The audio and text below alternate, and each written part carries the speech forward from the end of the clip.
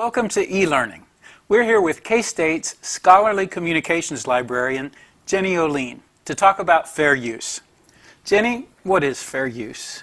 Fair use is an exemption to copyright, allowing you to exercise the rights normally associated with copyright without seeking the permission of the copyright holder. Through the guidance of the 4 factors of fair use, copyrighted items may be used to promote the progress of the sciences and creative arts in areas such as education and scholarship. More specifically, this allows instructors of distance education classes to use works under copyright in their courses. So what are the 4 factors of fair use? The 4 factors of fair use are the purpose or character of the use, the nature of the copyrighted work, the amount and substantiality of the portion used, and the effect of the use on the potential market. One way to think of these factors is as though they are each a sliding scale, and that none of them can be taken singly to favor or oppose fair use. The 4 factors must be weighed together to determine whether or not a use is fair. Using the entirety of a work does not automatically preclude fair use. Conversely, just because a use is educational does not mean that it is a fair use. Can you tell us more about those 4 factors? Sure. The purpose or character of the use describes how the copyrighted work is being used. Educational and nonprofit uses are preferred, while commercial and unattributed uses are not considered fair use. This also takes into account whether or not the proposed use is transformative. Is there something so new and different as a result of this use that the original content or meaning has changed, such as with a parody or remix? The more transformative your use, the better your argument is that it is fair. The nature of the copyrighted work used plays a role in determining fair use as well. Published works are favored over or more acceptable as fair use than unpublished works, and factual works are favored over more creative works such as fiction or poetry. The amount and substantiality of the portion of the work used refers to how much of the work you are using and how integral that portion you are using is to the entire work. While using less is better, there is no prescribed amount to use. In some cases, you might determine that using the entire work is fair use. You must determine whether the amount you are using is appropriate for the proposed purpose or if you're using more than necessary. Finally, substantiality refers to what has been called the heart of the work.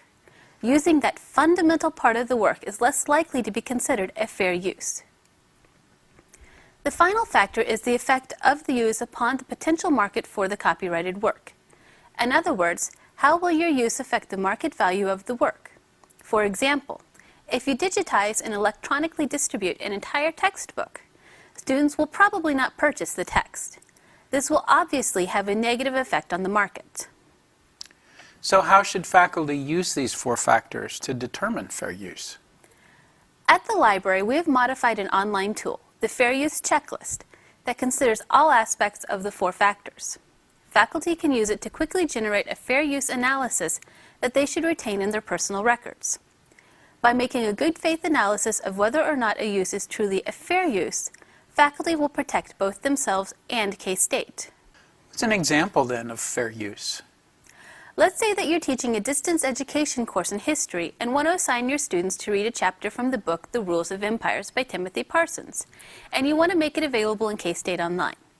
By looking through the fair use checklist mentioned before, we can see that this purpose, teaching and scholarship at a nonprofit educational institution, favors fair use.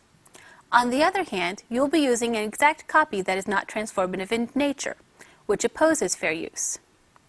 Moving to the nature of the work, you will determine that this is a published nonfiction book important to the educational objectives of your course, favoring fair use.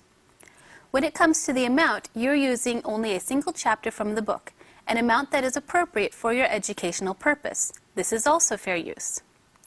Finally, coming to the effect of the use, you're using a lawfully acquired copy of the work, and the single chapter that you are using cannot replace the sale of the full book.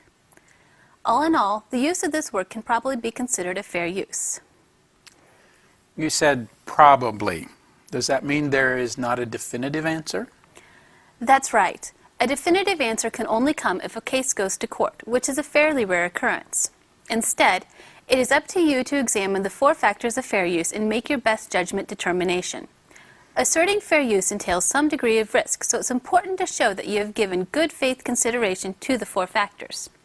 A fair use determination should be done separately for each item you want to use. That's why we encourage faculty to fill out the fair use checklist. Can you give us an example of something that doesn't meet fair use? Let's say, instead, that you're teaching a business class online. Your class has just finished a unit discussing special purpose entities and financial risk, and you want to jazz things up a bit while reviewing a specific case. As a result, you'd like to put the script of the play Enron in K-State Online.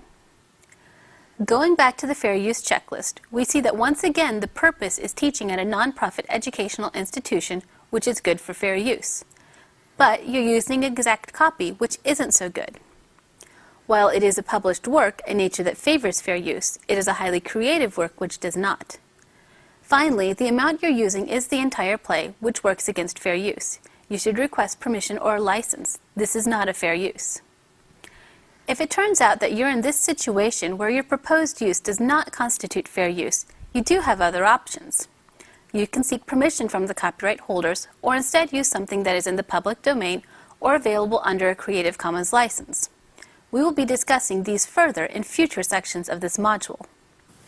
What a great introduction to fair use. Thanks, Jenny. My pleasure.